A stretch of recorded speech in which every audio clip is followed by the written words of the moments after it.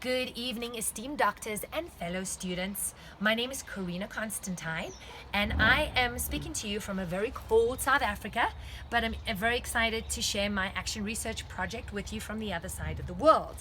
My project was on task analysis as a means of increasing student independence. And the reason I picked task analysis as a research project was because we have such a shortage of teachers in the United States, and especially Florida, and especially ASD teachers. And last year, with the academic year, we really felt it. We were 2 teachers short, and so we had to spread out 2 classes across the few teachers that were there.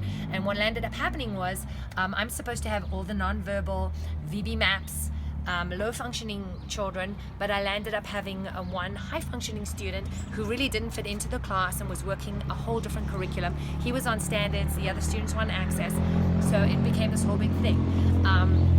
My biggest challenge running VB maps is very one-on-one, and as we move from ITT stations, each para and teacher would be very, very busy, and this would leave a lot of time with the other student not really having anything to do, even though he did join in and we taught him. But I wanted to find a way for him to complete his tasks independently, and my whole research was to see whether I could use task analysis to do that. So my research question, that was my purpose. So my research question is basically, how effective is the use of task analysis with visual schedules in order to keep a high functioning student busy while the teachers are working with other students in being able to complete tasks from beginning to end independently. I had 10 amazing studies for my literature review, which broke perfectly into 3 categories. The first category was the effectiveness of task analysis. The second category was the various evidence-based practices that worked with task analysis. And the third one was the interventions for behaviors during task analysis, which was very handy for me because this particular student landed up having a lot of behaviors due to medicine changes that the parents were experimenting with during that 6 weeks period.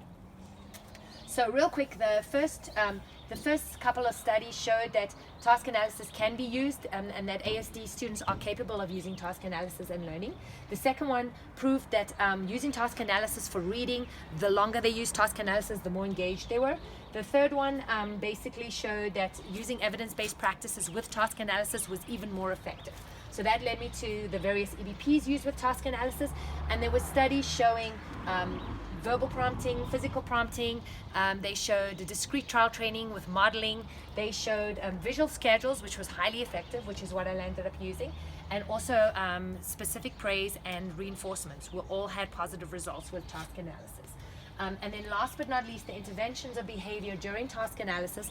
The 2 studies showed that replacement behaviors worked really well, and then also choice tasks, which such as stress balls and mini trampolines as a means of having a break during task analysis, or as a reward to keep them doing it and doing it independently. So that was very effective too. Okay, the context of my research project was at my school, which is in Palm Beach County Public Elementary School. It's a self-contained special education classroom, and my student was an 11-year-old 5th grader with ASD. Our research methodology, we set up 4 tasks for him in his curriculum, which was SRA, and he had a visual schedule with a column that said needs to be done and then done. It was Velcros with visuals, and he would move them across as he would complete each one, and then each task would be broken down as well into steps. So he would start with SRA reading, then he would do SRA language, SRA math, and then last but not least, I had it set up where he could go do his IEP goals. So basically, when I would ring the bell for each student to check their schedules and go to their stations, he would be able to go check his schedule, get his task. The para would be able to do the little bit of teaching needed, and then he would be able to complete the task independently. My data collection, I had triangulated data. I actually had 4 data sources. The first was a pre-test and a post-test of how many tasks he could finish independently. We did it before the intervention and then after the intervention. The second one was daily data sheets on how many tasks were completed, and and then we would graph them for how many were done in the week. And then the last one was to collect data on his off-task behavior and his on-task behavior, and that was a frequency data chart. So the first one here is my pre-test. He couldn't even finish one task completely. My post-test, which showed that he did 3. He actually completed 3 tasks independently. The hardest one for him was the IEP. He just didn't quite get there, but I believe he would have. This next one shows how many tasks he completed. It was positive. It is a slow upward thing, but I believe that had we gone longer, it would have curved a little more up. He was really just getting into it when we stopped, and I think all of these would have eventually shown more as he was getting along. The only one he struggled with a bit again was the IEP goal. He did finish it sometimes, and then sometimes he didn't want to at all. So he struggled a bit with that one, but I also believe he would have eventually gotten that right. Okay, last but not least are the frequency ones. This is for his off-task behavior, and he had really big off-task when we first introduced it. He just didn't want to work, let alone do it independently. So there's a big spike, and then it came down, and then I believe this is where he had to switch in medicines. But basically, his off-task behavior went down, which was great. And then his on-task behavior, also same thing, spike. I guess he was excited as well as not wanting to do it. And then his on-task behavior kind of fell again with the medicine, and then it went up and then slowly went up again. So I took the two and put them on top of each other, and you can see the time periods where he was more on task and less off task, more on task, less off task. But by the end, his on task was on the up, his off task was on the down. So these were the findings which I just explained. His limitations were, due to testing, we only had 6 weeks. We lost a lot of time.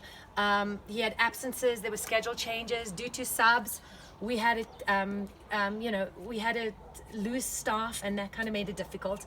He was also the only student to be studied, which was limiting. Unfortunately, he was the only higher functioning student I had.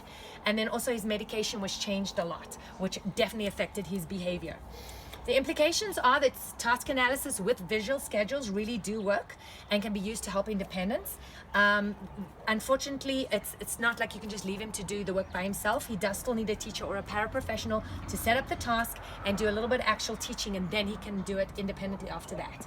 But more research is definitely required as regards to the quality of work. I didn't take a look at the quality of the work he finished, and definitely a larger testing group needs to be tested on the next go around. These are my amazing references, and last but not least, I just want to thank all the amazing doctors on this whole master's course. I've never done a course that's been so helpful. I've used absolutely every bit of information every day in my classroom and have thoroughly enjoyed it. Thank you especially Dr. Kramer and Dr. Monum for helping with this particular project and for learning how to do research. I really appreciate it. And to my husband and my son, who really became mom and took care of my cameraman, my 11-year-old, and made it possible that I could do 2 full-time jobs and be able to get my master's. So you all have a wonderful summer, and see you all next academic year when we start this all over again. Thank you so much from the other side of the world.